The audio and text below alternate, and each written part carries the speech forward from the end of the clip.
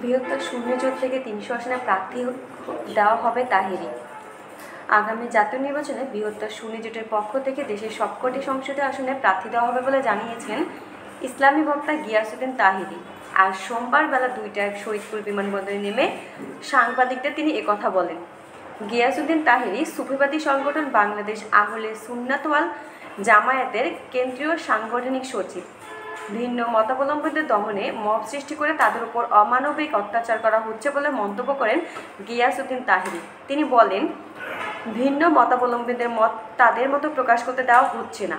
প্রতিবাদ করলে মব সৃষ্টি করে তাদের দমন করছে একটি উগ্রবাদী গোষ্ঠী।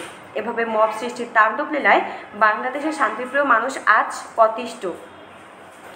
আহলে সুন্নাত ওয়াল জামায়াতকে দেশের একমাত্র অহিংস শান্তিপ্রিয় দল হিসেবে উল্লেখ করে তাহেরি বলেন, তাদের দলের সহিংসতার কোনো রেকর্ড নেই। ন্যায় ও সম্প্রীতি বাংলাদেশ গড়তে আগামী জাতীয় নির্বাচনে বৃহত্তর সুন্নি জোটের পক্ষ থেকে দেশের ৩০০ আসনের প্রার্থী নিশ্চিত করা হবে। দেশের সুন্নি মুসলমানদের প্রতি আহ্বান জানিয়ে গিয়াসউদ্দিন তাহেরি বলেন, এবার ভোটে যেন আমরা সিদ্ধান্ত নিতে ভুল না করি। দেশের সুন্নি মুসলমান যদি এক থাকে তাহলে আমরাই আগামীতে সরকার গঠন করব। সাংবাদিকদের সঙ্গে কথা বলার পর গিয়াসউদ্দিন তাহেরি প্রাইভেট কারে করে রংপুরে যান।